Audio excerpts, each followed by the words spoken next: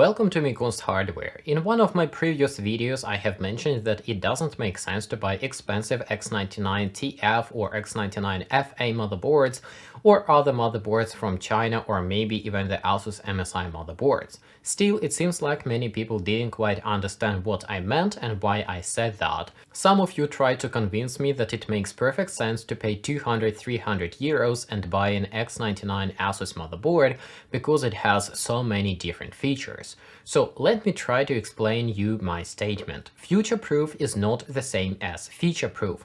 If you're paying for the features, then it makes perfect sense. But when people are buying something just because somewhere in the future they will be able to do something, or because they think that somewhere in the future games will start to demand something, and that's why they need to spend more money to be able to enjoy better experience somewhere in a year or 2 years from now, in this case it counts to be future-proof, and I don't think it makes any sense. On the other hand, if you're buying X99 motherboard with many PCI Express slots or AMD Threadripper platform with many PCI Express slots, because you need to do some kind of work where you need multiple PCI Express devices such as graphics card, or maybe it's a video capture card, or maybe it's some kind of an external adapter, then it makes perfect sense. Back in the days when the X79 platform was very popular and X99 was not yet available, many people argued with me and claimed that they need to buy an expensive X79 Huaneng or Qinsha motherboard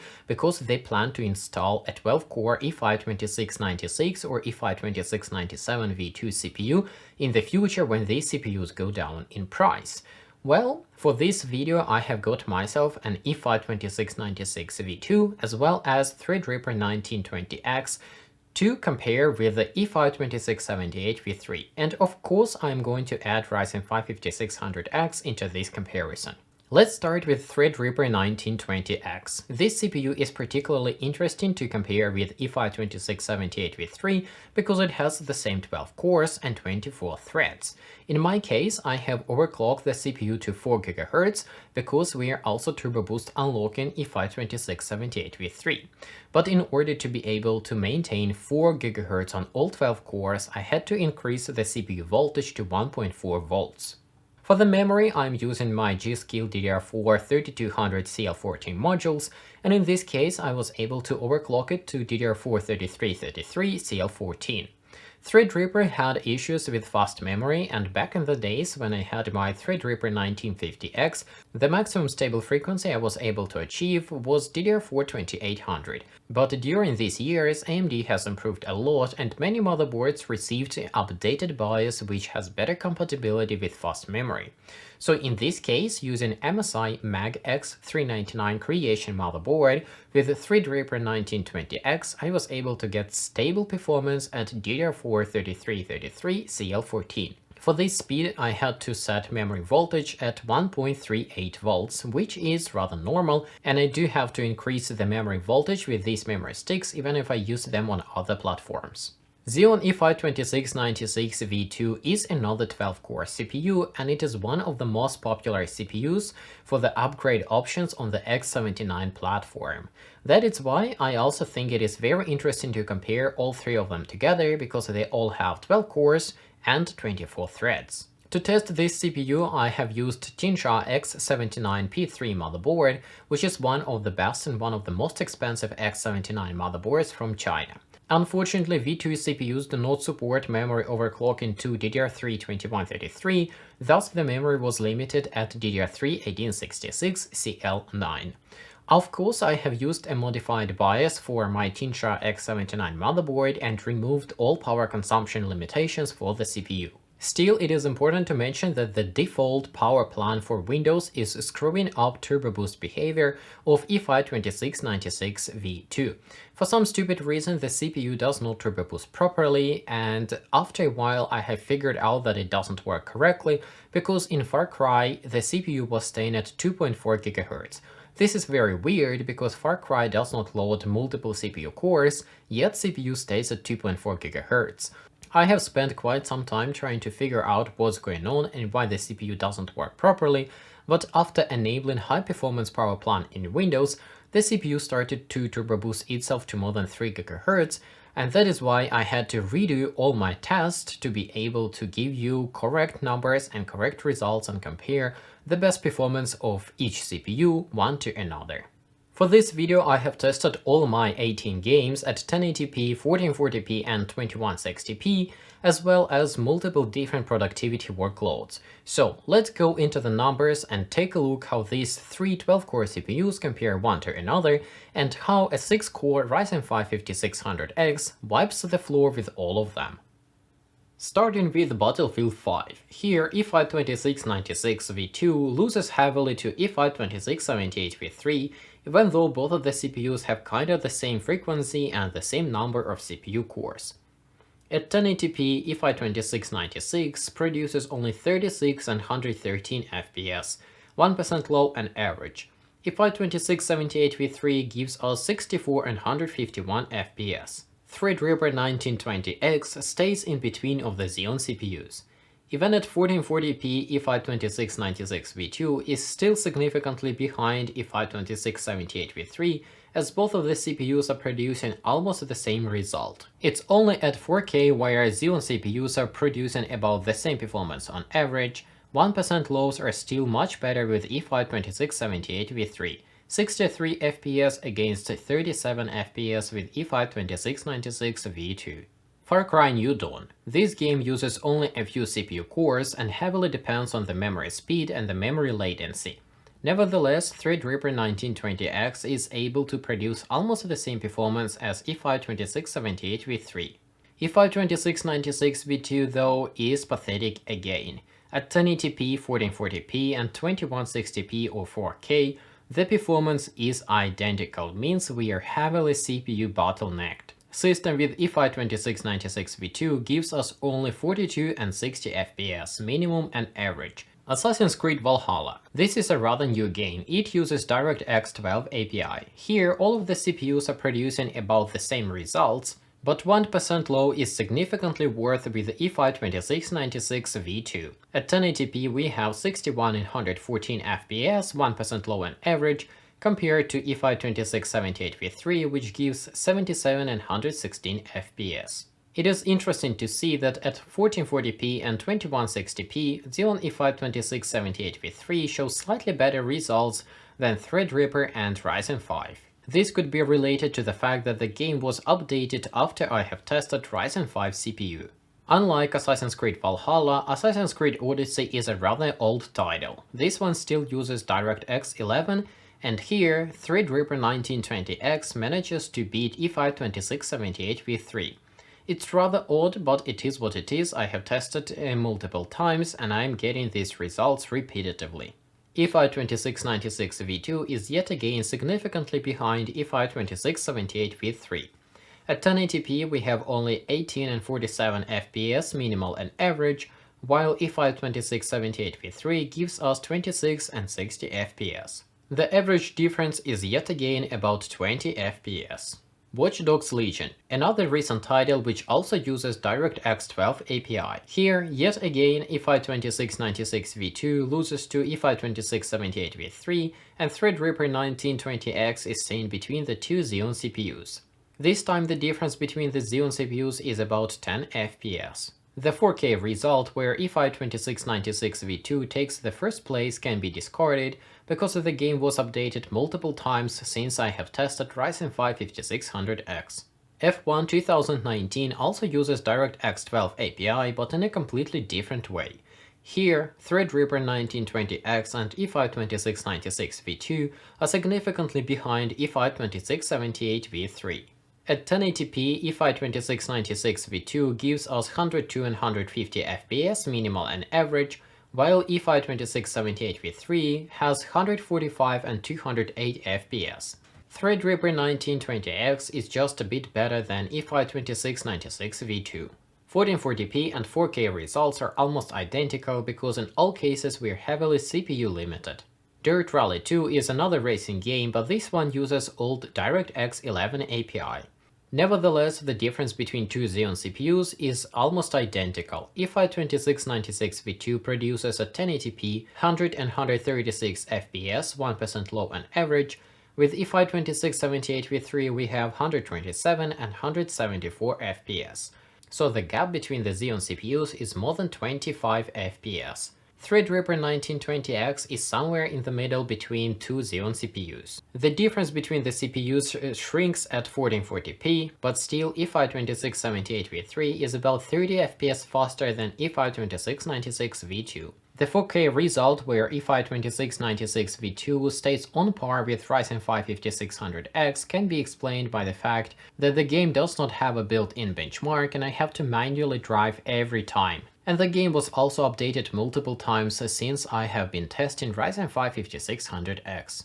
Shadow of the Tomb Raider is a classical game which was used by the smart-ass people which claimed that they need 12 or 24 core CPUs for games in the near year or two, and that's why they need to buy expensive X79 or X99 motherboards, and I don't know anything. Here we can see that a 6-core Ryzen is beating up all 12-core options. Even though E5-2678 V3 cannot reach Ryzen in its performance, it still can beat E5-2696 V2 and Threadripper 1920X. At 1080p, E5-2696 V2 gives us 62 and 100 FPS, minimal and average. E5-2678 V3 produces 76 and 124 FPS. Yet again, the difference between the two CPUs is more than 20 FPS. Tom Clancy's Rainbow Six Siege. This game uses Vulkan API and can work with basically any CPU. E5-2696 V2 at 1080p gives us 216-262 FPS. E5-2678 V3 gives a significantly better result, 285 and 345 FPS. So we can see that minimal with E5-2678 V3 is better than the average with E5-2696 V2. Threadripper 1920X yet again stays between the two Xeon CPUs, and Ryzen 5 5600X is significantly better than all other options, 421 FPS for minimum and 576 FPS on average.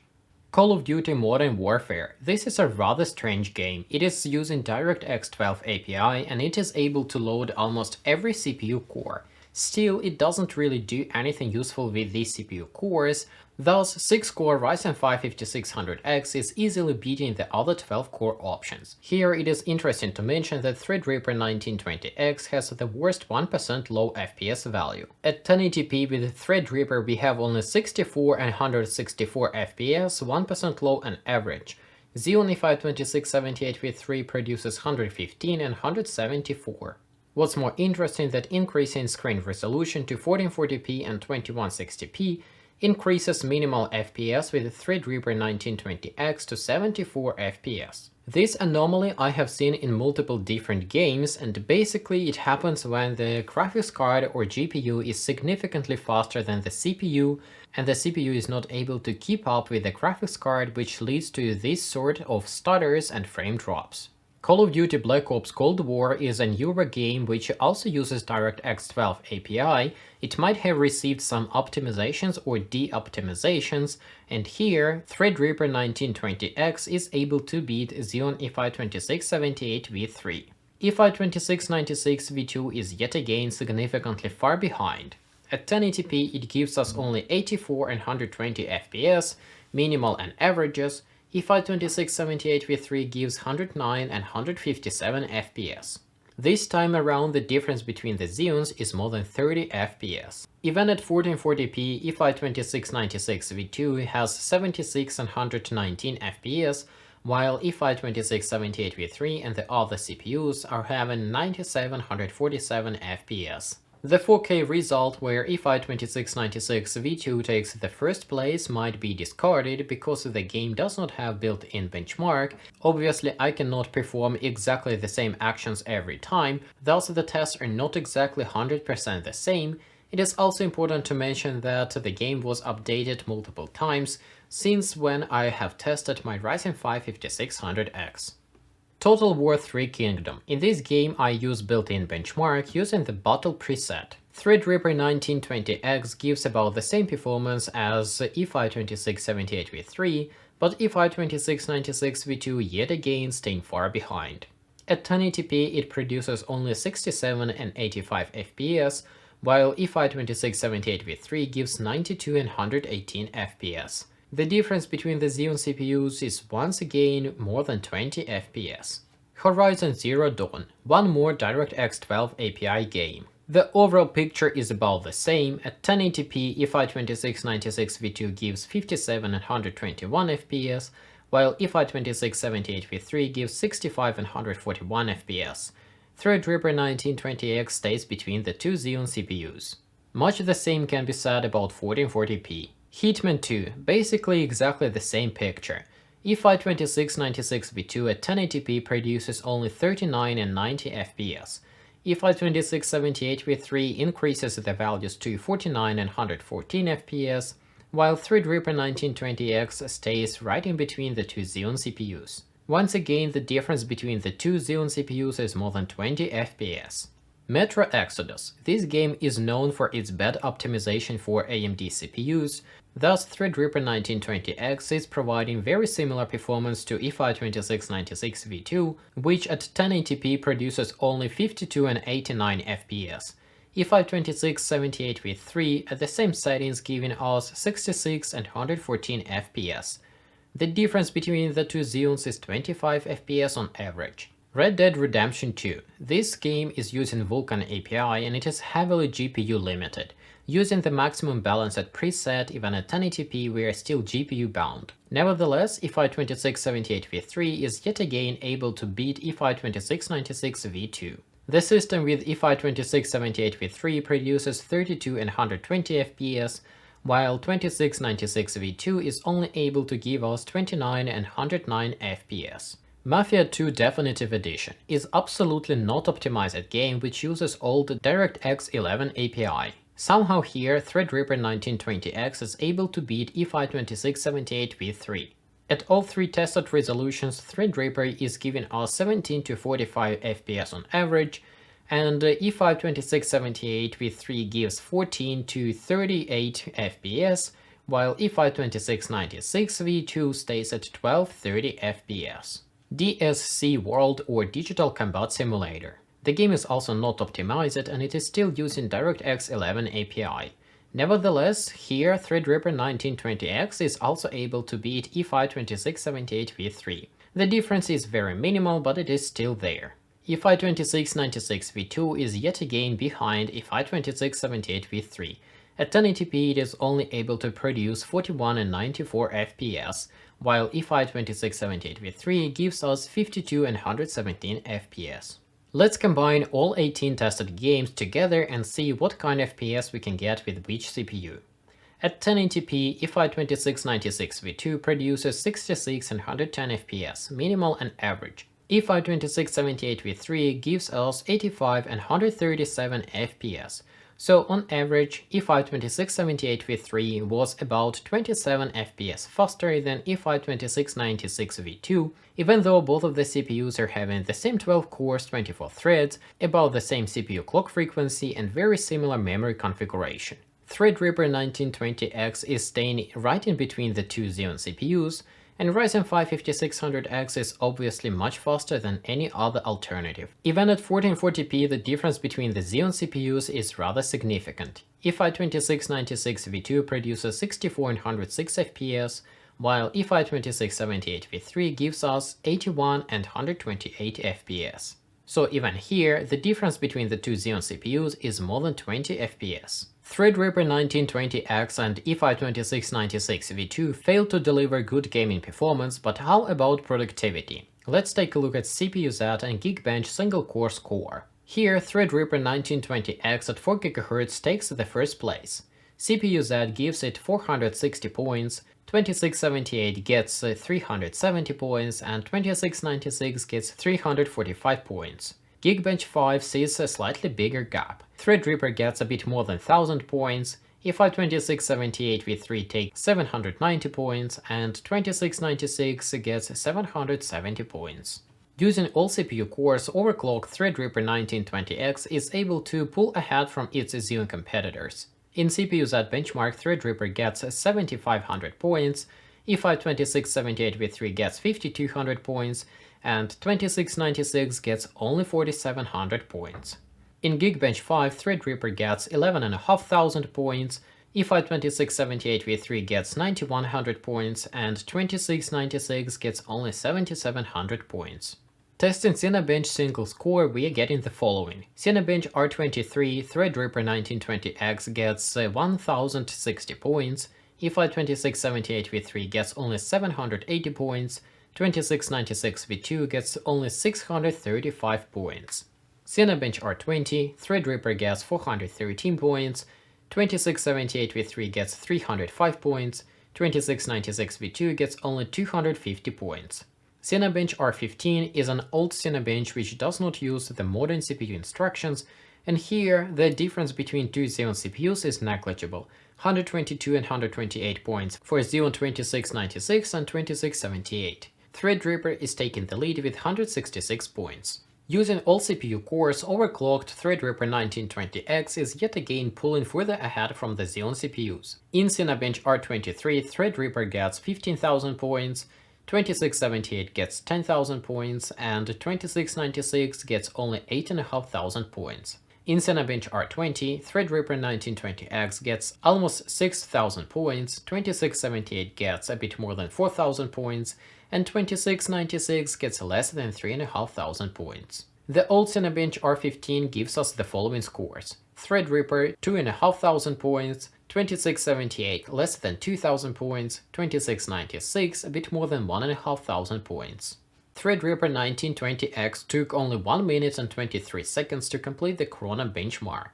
2678 V3 takes 1 minute 47 seconds, and 2696 takes 2 minutes. Rendering classroom scene from the Blender benchmark takes Threadripper 6 minutes and 46 seconds, E5-2678 V3 9 minutes and 32 seconds, and E5-2696 V2 is taking whopping 13 minutes 48 seconds. The same benchmark with BMW Scene, Threadripper completes in 2 minutes 22 seconds, 2678 V3 consumes 3 minutes 26 seconds, 2696 V2 is taking 4 minutes 26 seconds. V-Ray CPU benchmark. Threadripper gets 17,000 points, 2678 takes 12,000 points, and 2696 V2 takes only 8,700 points. Using V-Ray GPU benchmark, we're getting the following scores. Threadripper 1920X 105 points, E5-2678 V3 76 points, E5-2696 V2 only 58 points. Handbrake, encoding 1080p TS video to 1080p MP4. Threadripper 1920X finished in 20 minutes 47 seconds, 2678 V3 took 28 minutes 35 seconds, and 2696 V2 consumes 32 minutes 44 seconds. Encoding 4K video created with the DaVinci Resolve to 1440p MP4 video for YouTube upload took Threadripper 1920X 26 minutes 50 seconds, E5-2678 V3 completed the same encoding in 44 minutes 16 seconds. E5-2696 V2 consumes even more time at 52 minutes 10 seconds. Puget Systems DaVinci Resolve benchmark. Here, testing 1080p, Threadripper 1920X gets 88 points, Xeon E5 CPUs are getting about 73-74 points. Testing the 4K or 2160p preset, Threadripper 1920X gets about the same 80 points, while 2678 reduces the score to 64 points, and 2696 falls further behind to 58 points. 7-zip compression and decompression. Compression results are very similar for all three CPUs. 2696 gives 64 MOPS or million operations per second, 2678 gives 71 MOPS, and Threadripper 1920X produces 78 MOPS. It's decompression where Threadripper is pulling significantly ahead of the Xeon CPUs. Here it produces 125 MOPS in comparison to 78 and 72 MOPS for E5-2678 V3 and 2696 V2. Now let's take a look at the AIDA64 memory benchmark. Maybe this will help us understand why these CPUs are performing so differently. Memory read, write, and copy speed is significantly faster with Threadripper 1920X, but its memory latency is also significantly worse. With the DDR4 3333 CL14 memory latency in 8064 benchmark, with Threadripper 1920X we're getting 83 nanoseconds, while Xeon E5-2678 V3 with the DDR4 2133 is producing memory latency of just 67 nanoseconds. The difference is more than 15 nanoseconds. E5-2696 V2 is suffering from low memory bandwidth as well as not the best memory latency. In my test using DDR3 1866 CL9, the memory latency stays at 69 nanoseconds. And finally, let's take a look at the power consumption of all configurations. Here it is important to mention that I am measuring power consumption of entire system including GPU. It's not just the CPU power consumption. While gaming using Assassin's Creed Valhalla and F1 2019 benchmarks, entire system with the Threadripper 1920X managed to consume 370 watts. Xeon E5-2678 and 2696 consumed only 335 watts. 6-core Ryzen 5 5600X is not only producing much better gaming performance, but it also consumes less power. Entire system with the Ryzen 5 CPU consumed only 306 watt. Already here we can see that overclocking Threadripper to 4 GHz on all 12 cores is really bad for the power consumption. During Blender BMW benchmark, Threadripper 1920X consumes 340 watts. This is significantly more than Xeon E5-2678 V3, which takes 205 watts, and also significantly more than E5-2696 V2, which consumes 220 watts. Ryzen 5 5600X in exactly the same configuration consumes only 140 watts. During Cinebench R15 benchmarks, the power consumption figures are basically the same, but slightly lower compared to Blender BMW. Threadripper is still consuming more than 300 watts, Xeon CPUs are consuming around 200 watts, and Ryzen 5 5600X is consuming just 135 watts of electricity. So now you have the benchmark numbers and you are free to make your own conclusion about these CPUs, what is pointless and what is pointful to buy, why you shall or shall not do future proofing, or you shall opt in for feature proofing as I suggest. In my opinion, Threadripper 1920X is not a gaming CPU and you shall never buy this platform for gaming. Still, if you're able to get this CPU or rather CPU plus motherboard combination for good money, then it is a very good power horse to just do some sort of workloads. As a workstation it is a very decent platform, but as I said, not for gaming. Still, if you want to do some casual gaming every now and then and you have an X399 platform, you can do that, but the performance will not be the greatest. I also do not recommend to overclock Threadripper CPUs, or at least do not push them to their absolute maximum. As you have seen, the power consumption in this configuration goes above the roof, and you might have severe problems trying to keep this thing cool. On the other hand, if you would like to achieve the best gaming performance, it is important to have as fast memory as possible and try to tighten the memory timings as much as possible. E5-2696 V2, on the other hand, is a pathetic shadow of E5-2678 V3 in my opinion. It not only consumes more power than Turbo Boost unlocked E5-2678 V3, but it also has significantly worse gaming performance and also can't catch up with the CPU in productivity benchmarks. So those who invested into expensive X79 motherboards a few years back most likely just lost their money, because for this money you would be able to buy a cheap combination of X79 plus E5-2689 a few years back, and this year you could have upgraded to 100 X99 TF plus E5-2678 V3, or you could have chipped out and bought even a cheaper X99 motherboard, which doesn't really affect E5-2678 V3's performance. In any case, both of the CPUs E5-2696 V2 and Threadripper 1920X are clear demonstration of why you shall not future-proof your purchases. If you don't need those expensive and excessive features in a platform in a CPU, then don't pay for it. Buy what you need right now and what makes the most value for your money. If you're buying to use something in the future, somewhere, somehow, just because you think that it might be needed, I believe this is a complete nonsense and you shall not do that. Of course, it is your money and you are free to spend them the way you want it, but I hope this time I have expressed myself clear enough and we can close this question. For now though, that's probably all I can tell about Threadripper 1920X and Xeon E5-2696 V2. Thanks for watching, thanks for listening, I hope it was interesting, bye bye.